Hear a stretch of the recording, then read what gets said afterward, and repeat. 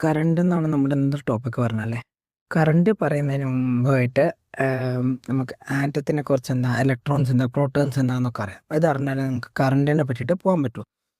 അപ്പോൾ നമ്മുടെ ചുറ്റുമുള്ള ഏത് സാധനം എടുത്താലും നമുക്കറിയാം എല്ലാം മെയ്ഡപ്പ് ഓഫ് ആറ്റംസ് ആണല്ലേ ഗൈസ്. ആറ്റം.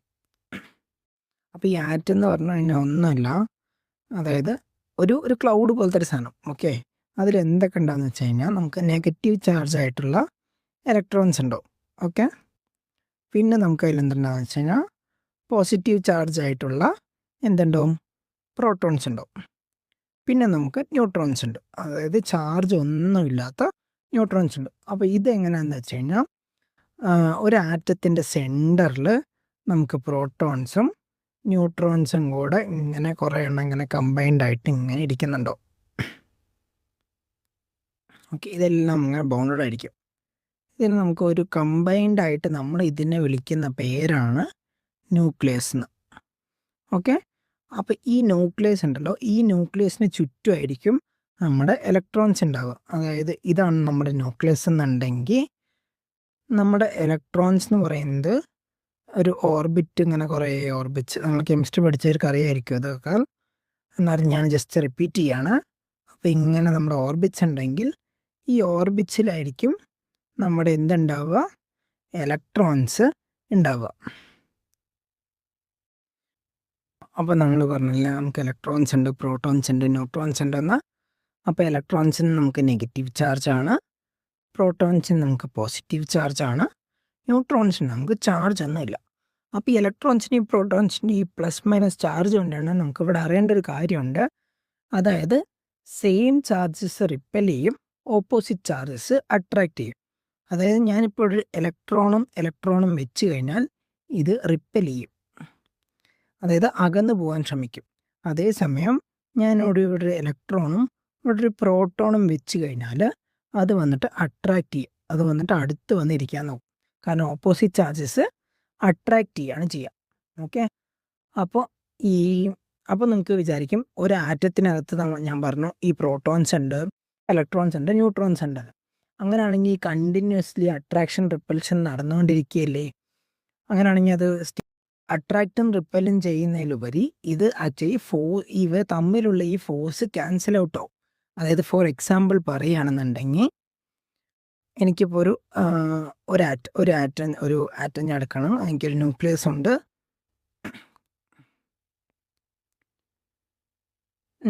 ഉണ്ട്, എനിക്കിതിന് ചുറ്റും ഓർബിറ്റ്സ് ഉണ്ട്. ഓക്കെ, ഈ ഓർബിറ്റ്സിൽ എനിക്ക് അവിടെ കുറച്ച് പ്രോട്ടോൺസ് ഉണ്ട്. ഓക്കെ, 1 2 3 4 പ്രോട്ടോൺ ഉണ്ടെന്ന് വെച്ചോ. അതേപോലെ എനിക്കിവിടെ 4 ഇലക്ട്രോൺ ഉണ്ട്. ഓക്കെ, അപ്പോൾ ഞാനിപ്പോൾ ഇലക്ട്രോൺസിന്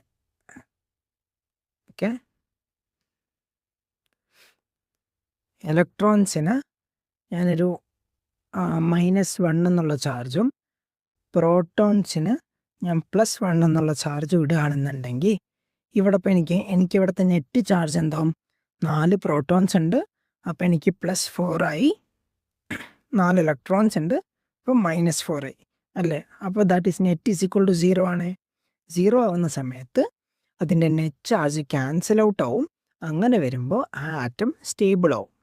ഓക്കെ, ഇതേ സമയം ഇപ്പം ഞാൻ ഇവിടെ ഒരു അഡീഷണൽ ആയിട്ട് ഞാൻ ഇവിടെ ഒരു ഇലക്ട്രോൺസ് കൂടെ ആഡ് ചെയ്തു എന്ന് വയ്ക്കുക. അങ്ങനെ ആഡ് ചെയ്യുമ്പോൾ എന്താവും, എനിക്ക് 4 പ്രോട്ടോൺ ആവും, 5 ഇലക്ട്രോൺ ആവും അല്ലേ. അപ്പോൾ എൻ്റെ നെറ്റ് ചാർജ് എത്രയായി, -ആയി. അപ്പോൾ എനിക്ക് ആ ഓവറോൾ ആറ്റം എന്ന് പറയുന്നത് നെഗറ്റീവ്ലി ചാർജ് ആയിട്ടാണ് വരിക. അതേസമയം എനിക്ക് ഒരു പ്രോട്ടോൺ കൂടുതലാണെന്ന് വയ്ക്കുക, ഇപ്പോൾ 2 പ്രോട്ടോൺ ഞാനിവിടെ അധികം ഇട്ടു, അപ്പോൾ എനിക്ക് എത്രയായി, അപ്പോൾ എൻ്റെ പ്രോട്ടോണിൻ്റെ എണ്ണം എന്ന് പറയുന്നത് 6 പ്രോട്ടോണായി, 5 ഇലക്ട്രോണേ ഉള്ളൂ. അപ്പോൾ എൻ്റെ നെറ്റ് ചാർജ് എന്ന് പറയുന്നത് +1 ആയി അല്ലേ. +1 ആകുമ്പോൾ ആ ആറ്റത്തിന് നമ്മൾ പോസിറ്റീവ്ലി ചാർജ്ഡ് ആറ്റം എന്നാണ് പറയുക. ഓക്കെ അല്ലേ. അപ്പോൾ ഇനി നമുക്ക് അടുത്തൊരു ചെറിയൊരു ഇതിലേക്കും കൂടെ പോകണം, എന്നിട്ട് ഞാൻ മെല്ലെ കറണ്ടിലേക്ക് പോകുന്നുള്ളൂ. ഇവിടെ നമ്മൾ അറിയേണ്ട ഒരു ടേം ഉണ്ട്, വാലൻസ് ഇലക്ട്രോൺ. എന്താണ് വാലൻസ് ഇലക്ട്രോൺ? അതായത് നമ്മുടെ ഓർബിറ്റ് ഉണ്ടല്ലോ, ഈ പറഞ്ഞ ഈ ഓർബിറ്റ്, ഈ ഔട്ട്പുട്ട് ഓർബിറ്റൽ അല്ലെങ്കിൽ ഔട്ടർ മോസ്റ്റ് ഓർബിറ്റലിലുള്ള number of electrons in the outermost orbit. Okay, അതിന് നമ്മൾ പറയുന്ന പേരാണ് വാലൻസ് ഇലക്ട്രോൺ എന്നുള്ളത്. അപ്പോൾ ഒരു മെറ്റീരിയലിൻ്റെ ഇലക്ട്രിക്കൽ പ്രോപ്പർട്ടി, ഞാൻ പറഞ്ഞു മെറ്റീരിയലിസ്റ്റിക് പ്രോപ്പർട്ടി അല്ല, ഇലക്ട്രിക്കൽ പ്രോപ്പർട്ടി ഡിസൈഡ് ചെയ്യുന്നത് ഈ പറഞ്ഞ വാലൻസ് ഇലക്ട്രോൺ ആണ്. ഓക്കെ, അതായത് ഫോർ എക്സാമ്പിൾ ഒരു മെറ്റീരിയൽ കണ്ടക്ടർ ആണോ അല്ലെങ്കിൽ ഇൻസുലേറ്റർ ആണോ സെമി കണ്ടക്ടർ ആണോ, അങ്ങനെയുള്ള പ്രോപ്പർട്ടീസ് ഡിസൈഡ് ചെയ്യുന്നത് ഈ പറഞ്ഞ വാലൻസ് ഇലക്ട്രോൺ ആണ്. സിമ്പിളായിട്ട് പറയുകയാണെങ്കിൽ എന്തായിരിക്കും, ഇപ്പോൾ എനിക്കിപ്പോൾ number of electrons in the outer most shell കൂടുതലാണെന്ന് വയ്ക്കാം. അപ്പോൾ നമ്പർ ഓഫ് ഇലക്ട്രോൺസ് കൂടുതലാണെന്നുണ്ടെങ്കിൽ എനിക്ക് എന്താവും, അത്രയും ഇലക്ട്രോൺസിന് എനിക്ക് മൂവ് ചെയ്യാനുള്ള ഫ്രീ ഇതുണ്ടല്ലേ, അത്രയും ഇലക്ട്രോൺസ് എനിക്ക് വേറൊരു ആറ്റത്തിലോട്ട് മൂവ് ചെയ്യാനുള്ള സ്കോപ്പ് ഉണ്ട്. അപ്പോൾ അങ്ങനെയുള്ളതിനെ നമ്മൾ എന്ത് പറയും, കണ്ടക്ടേഴ്സ് എന്ന് പറയും. അതേസമയം ഇലക്ട്രോൺസ് ഒന്നും ഇതില്ല, പ്രോട്ടോൺസ് ന്യൂട്രോൺസ് എല്ലാം ഈക്വലായി ഇതായിട്ട് ഇരിക്കുകയാണെന്നുണ്ടെങ്കിൽ, സ്റ്റേബിൾ ആറ്റം ആണെന്നുണ്ടെങ്കിൽ നമ്മളതിനെ, എന്ന് വെച്ചാൽ ഇത് അൺസ്റ്റേബിൾ ആണെന്നല്ല, ഇലക്ട്രോൺസിൻ്റെ എണ്ണം വളരെ കുറവാണെന്ന് വയ്ക്കുക, ഓൾമോസ്റ്റ് 0 ആണെന്നുണ്ടെങ്കിൽ നമ്മളതിനെ ഇൻസുലേറ്റേഴ്സ് എന്ന് പറയും. അതായത് ഫ്രീ ഇലക്ട്രോൺസ് അല്ലെങ്കിൽ വാലൻസ് ഇലക്ട്രോൺ ഒന്നും ഇല്ല എന്നുള്ളതിനെയാണ് നമ്മൾ ഇൻസുലേറ്റേഴ്സ് എന്ന് പറയുക.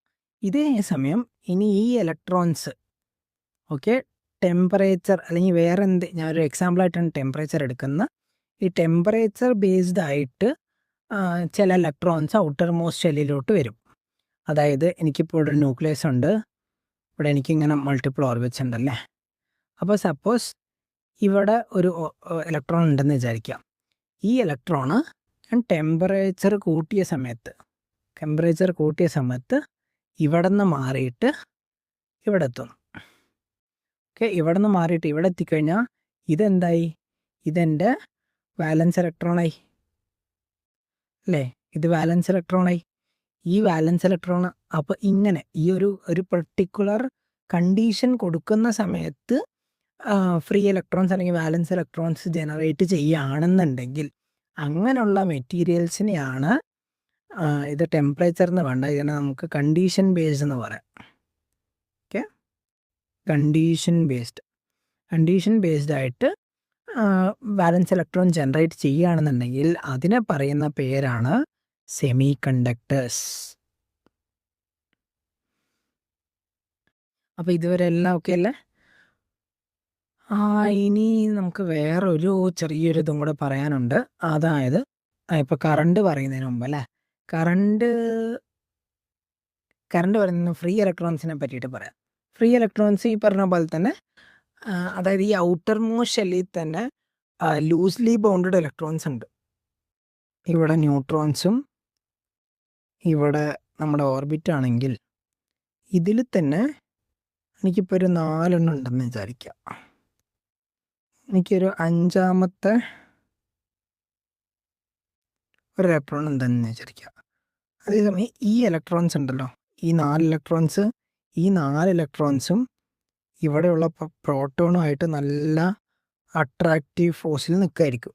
അതേസമയം ഇവിടുത്തെ ഒരു പ്രോട്ടോൺ കുറവാണെന്നുണ്ടെങ്കിൽ ഈ ഒരെണ്ണത്തിന് മാത്രം എന്താവും, ഈ ഒരെണ്ണം മാത്രം ലൂസ്ലി ബൗണ്ട് ആയിരിക്കും, അതിനെ പിടിച്ചു നിർത്താൻ ആരും ഉണ്ടാവില്ല. അങ്ങനെയുള്ളതിനെയാണ് നമ്മൾ എന്ത് പറയുക, ഫ്രീ ഇലക്ട്രോൺ എന്ന് പറയാം. അതായത് ഔട്ടർ മോസ്റ്റ് ഷെല്ലിലുള്ള ലൂസ്ലി ബൗണ്ട് ആയിട്ടുള്ള ഈ ഇലക്ട്രോൺ, ഇതിനാണ് നമ്മൾ ഫ്രീ ഇലക്ട്രോൺ എന്ന് പറയുന്നത്. ഓക്കെ, അപ്പം നമ്മൾ ഇലക്ട്രോൺസിനെ പറ്റിയിട്ട് പഠിച്ചു അല്ലേ. ഇലക്ട്രോൺസ് എങ്ങനെയാണ് അതിൻ്റെ മെറ്റീരിയലിൻ്റെ ഇലക്ട്രിക്കൽ പ്രോപ്പർട്ടീസ് എങ്ങനെയാണ് ചേഞ്ച് ആവുമെന്ന്, അത് എന്തിൻ്റെ ഡിപ്പെൻഡഡ് ആണെന്നുള്ളത് പഠിച്ചു.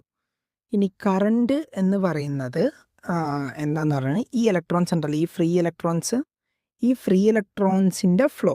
അതായത് എനിക്കിപ്പോൾ ഇവിടെ എൻ്റെ ഒരു ഇതുണ്ട്, ഞാൻ ഫ്രീ ഇലക്ട്രോൺസ് മാത്രമേ വരയ്ക്കുന്നുള്ളൂ കേട്ടോ. എനിക്കിങ്ങനെ മൾട്ടിപ്പിളായിട്ട് ആറ്റംസ് ഉണ്ടെന്ന് വിചാരിക്കുക. ഓക്കെ, എനിക്ക് ഇവിടെ ഉണ്ടായിരുന്ന ഈ ഫ്രീ ഇലക്ട്രോൺ ഇങ്ങോട്ട് മൂവ് ചെയ്ത് ഇപ്പുറത്തതിൽ പോവാം. അതേപോലെ ഇവിടെ നിന്ന് ഇത് ഇങ്ങോട്ട് മൂവ് ചെയ്ത് ഇപ്പുറത്തെ സെല്ലിലോട്ട് പോവാം. അപ്പം ഇങ്ങനെ ഈ അടുത്തടുത്തുള്ള ആറ്റംസ് തമ്മിൽ ഇലക്ട്രോണിക് ഷെയറിങ് നടക്കും. ഷെയറിങ് അല്ലെങ്കിൽ നിങ്ങൾ ഇലക്ട്രോൺ പെയറിംഗ് എന്നൊക്കെ പഠിച്ചിട്ടുണ്ടാവും. കെമിസ്ട്രി കുറച്ചുകൂടെ പഠിച്ചവർക്കിത്, അതായത് ഇലക്ട്രോൺസ് തൊട്ടടുത്തുള്ള ആറ്റമിലോട്ട് ഷെയർ ചെയ്യുക അല്ലെങ്കിൽ ജമ്പായി പോകുന്നതിന്. അപ്പം എന്ന് വെച്ചാൽ ഇവിടെ നിന്ന് ഇലക്ട്രോൺ എവിടെ എത്തി? ഇവിടെ എത്തി അല്ലേ? അപ്പോൾ ഈ ഇലക്ട്രോൺ ഇങ്ങനെ മൂവ് ചെയ്യുന്നില്ലേ, അല്ലെങ്കിൽ ഓരോ ആറ്റംസ് തമ്മിൽ ചാടി പോകുന്നില്ലേ, അതിൻ്റെ പേരാണ് കറണ്ട്. അപ്പോൾ കറണ്ട് എന്ന് പറഞ്ഞാൽ എന്താ? It is the flow of electrons.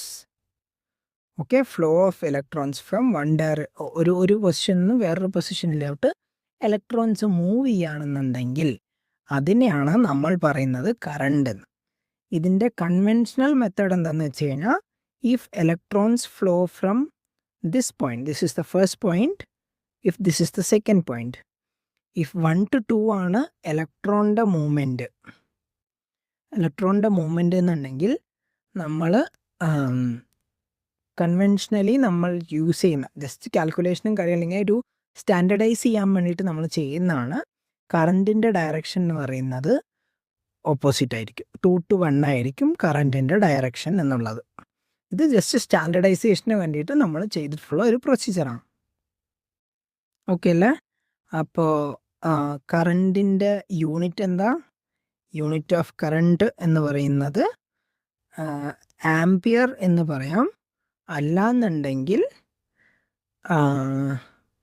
It is the അതായത് നമ്മൾ പറഞ്ഞു മൂവ്മെൻറ്റ് ഓഫ് ഇലക്ട്രോൺ ആണെന്നല്ലേ.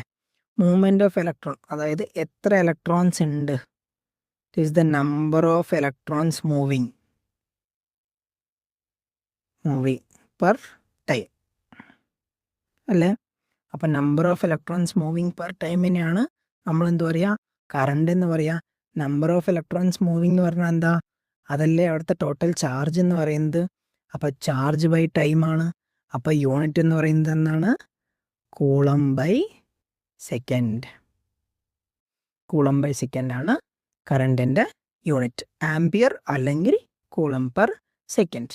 അപ്പോൾ ഇതിൽ ഞാൻ പറഞ്ഞ number of electrons moving per ടൈമാണ് കറണ്ട് എന്നല്ലേ. അപ്പോൾ ഈ നമ്പർ ഓഫ് ഇലക്ട്രോൺസ് മൂവിങ് എന്ന് പറഞ്ഞാൽ എന്താ? അപ്പോൾ എനിക്ക് സപ്പോസ് ഒരു കറണ്ട് കൂടുതലാണ് കുറവാണ് എന്നെങ്ങനെ പറയും? അതായത് ഇപ്പോൾ എനിക്കിപ്പോൾ ഒരു സെക്കൻഡിൽ 2 ഇലക്ട്രോണാണ് മൂവ് ചെയ്യുന്നതെന്ന് വെക്കാം. അങ്ങനെയാണെങ്കിൽ ഞാൻ അതിൻ്റെ എന്താ പറയും? 2 ആംപിയർ കറണ്ട് എന്ന് പറയും. എക്സാമ്പിളാണ് 2 ആംപിയർ കറണ്ട് എങ്ങനെയൊന്നുമല്ല. 1 സെക്കൻഡിൽ 2 ഇലക്ട്രോണാണ്, ഞാനിപ്പോൾ അതിന് 2 ആംപിയർ കറണ്ട് എന്ന് പറഞ്ഞു. അതേ 1 സെക്കൻഡിൽ എനിക്ക് വേറൊരു വയറിൽ കൂടെ 5 ഇലക്ട്രോൺസ് പാസ് ചെയ്യുന്നുണ്ട്. അപ്പോൾ ഞാൻ എന്ത് പറയും? 5 ആംപിയർ കറണ്ട് അതിൽ കൂടെ പോകുന്നു എന്ന് പറയും അല്ലേ. അപ്പോൾ എത്ര ഇലക്ട്രോൺസ് ആണോ അതിൽ കൂടെ പോകുന്നത് വിത്തിൻ എ ഷോർട്ട് ടൈം അല്ലെങ്കിൽ വിത്തിൻ എ പീരിയോഡിക് ടൈം, എത്ര ഇലക്ട്രോൺസ് ആണോ പോകുന്നത് അത്രയും കറണ്ട് എന്ന് നമ്മൾ പറയും. ഓക്കെ, ഇനി നമ്മളിപ്പോൾ എന്താ പറഞ്ഞ്? സ്ട്രെങ്ത് ഓഫ് ദ കറണ്ട് അല്ലേ, അതായത് എത്രത്തോളം കറണ്ട് ഉണ്ട് എന്നുള്ളത്. അതായത് strength of current is equal to എന്തായിരുന്നു? Charge flowing divided by unit time. Okay, strength of the current എന്ന് പറയുന്നത് ചാർജ് ബൈ ടൈമാണ്. ഇതിൽ നമുക്ക് ഉള്ളൊരു ഇതുണ്ട്, അതായത് 1 കൂളംബ് എന്ന് പറയുന്നത് charge of 6.25 into 10 to the power 18 electrons ആണ്. അതായത് ഒരു കൂളംബ് എന്ന് പറയുന്നത് 6.25 into 10 to the power 18 electrons flowing per second. അത് വലിയൊരു നമ്പറല്ലേ. അപ്പോൾ 1 കൂളംബ് എന്ന് പറഞ്ഞാൽ എത്രയാണ്? ഈ നമ്പർ ഓർത്ത് വെക്കണേ. 6.25 into 10 to the power of 18 electrons ഒരു സെക്കൻഡിൽ ആ വയറിൽ കൂടെ പാസ് ചെയ്യുന്നതിനെയാണ് നമ്മൾ 1 കൂളംബ് എന്ന് പറയാം അല്ലേ. അപ്പോൾ ഞാനിവിടെ പറഞ്ഞു strength of current equal to charge by time എന്നല്ലേ. അപ്പോൾ സ്ട്രെങ്ത് ഓഫ് കറണ്ട് നമുക്ക് I എന്നുള്ള ലെറ്റർ കൊണ്ട്, അല്ലെങ്കിൽ കറണ്ട് നമുക്ക് I എന്നുള്ളത് റെപ്രസെൻ്റ് ചെയ്യാൻ പറ്റും. That is I is equal to charge എന്നുള്ളത് നമ്മൾ ക്യൂ എന്നുള്ളത് കൊണ്ട് റെപ്രസെൻ്റ് ചെയ്യും ഡിവൈഡഡ് ബൈ ടൈം. അപ്പോൾ I is equal to Q by T. Current is equal to charge per unit time. Okay, clear അല്ലേ? ഇനി ഇതിൽ ചെറിയൊരു ഇതും കൂടെ ഉണ്ട്. എന്ന് വെച്ചാൽ നമുക്ക് 2 ടൈപ്പ് ഓഫ് കറണ്ട് ഉണ്ട്. എ സി കറണ്ട് ഉണ്ട്, ഡി സി കറണ്ട് ഉണ്ട്. ഓക്കെ, നമുക്ക് ഡി സി കറണ്ട് എന്താണെന്ന് വെച്ച് കഴിഞ്ഞാൽ നമുക്കൊരു കറണ്ടിൻ്റെ ഡയറക്ഷൻ സെയിം ആയിരിക്കും. അതായത് ഒരേ ഡയറക്ഷനിൽ തന്നെ ആയിരിക്കും കറണ്ട് പോകുന്നുണ്ടാവുക. ഡയറക്ഷനും മാഗ്നിറ്റ്യൂഡും ഒന്നും ചേഞ്ച് ആവില്ല. അപ്പോൾ ഡി സി എന്ന് പറയുമ്പോൾ constant magnitude and direction. Okay, ഇനി അതേസമയം എ സി കറണ്ട് എന്ന് പറയുമ്പോൾ അങ്ങനെയല്ല. എ സി കറണ്ട് എന്ന് പറയുമ്പോൾ പീരിയോഡിക്കലായിട്ട് അതിൻ്റെ മാഗ്നിറ്റ്യൂഡും ഡയറക്ഷനും ചേഞ്ച് ആയിക്കൊണ്ടേയിരിക്കും. അതായത് വേരിയിങ് മാഗ്നിറ്റ്യൂഡ് ആൻഡ് ഡയറക്ഷൻ. അതിനെയാണ് നമ്മൾ എന്താ പറയുക, എ സി. അതായത് എല്ലാവർക്കും ക്ലിയർ അല്ലേ? അപ്പം നമ്മൾ ആറ്റം എന്താണെന്ന് പറഞ്ഞു, ഇലക്ട്രോൺസിനെയും പ്രോട്ടോൺസിനെയും പറ്റി പറഞ്ഞു. അത് കഴിഞ്ഞ് അതിൻ്റെ ചാർജ്, അതെങ്ങനെ അട്രാക്റ്റ് ചെയ്യുന്നു, റിപ്പൽ ചെയ്യുന്നു, ഒരു ആറ്റത്തിൻ്റെ സ്റ്റെബിലിറ്റിയെ പറ്റി പറഞ്ഞു. പിന്നെന്താ, വാലൻസ് ഇലക്ട്രോൺ നമ്മൾ കവർ ചെയ്തു. ഔട്ടർ ഓർബിറ്റിലുള്ള ഇലക്ട്രോൺസിനാണ് നമ്മൾ വാലൻസ് ഇലക്ട്രോൺ എന്ന് പറയാം. പിന്നെ അതിൽ ലൂസ്ലി ബൗണ്ട് ആയിട്ടുള്ള ഇലക്ട്രോൺസിനെയാണ് നമ്മൾ ഫ്രീ ഇലക്ട്രോൺസ് എന്ന് പറയാം. അങ്ങനെ പിന്നെന്താ, കറണ്ട് എന്ന് പറയുന്നത് ഫ്ലോ ഓഫ് ഇലക്ട്രോൺസ് ആണെന്ന് പറഞ്ഞു. അതിൻ്റെ യൂണിറ്റ് എക്സ്പ്ലെയിൻ ചെയ്തു, ടൈപ്സ് ഓഫ് കറണ്ടും പറഞ്ഞു. അപ്പോൾ ഇത്രയേ ഉള്ളൂ നമ്മുടെ ഇന്നത്തെ ടോപ്പിക്ക്. അപ്പോൾ ആർക്കെങ്കിലും എന്തെങ്കിലും ഡൗട്ട് ഉണ്ടെങ്കിൽ കമൻസിൽ അറിയിക്കുക. ഇഷ്ടമായെങ്കിൽ ലൈക്ക് ചെയ്യുക, ഷെയർ ചെയ്യുക, സബ്സ്ക്രൈബ് ചെയ്യുക. Thank you, bye bye.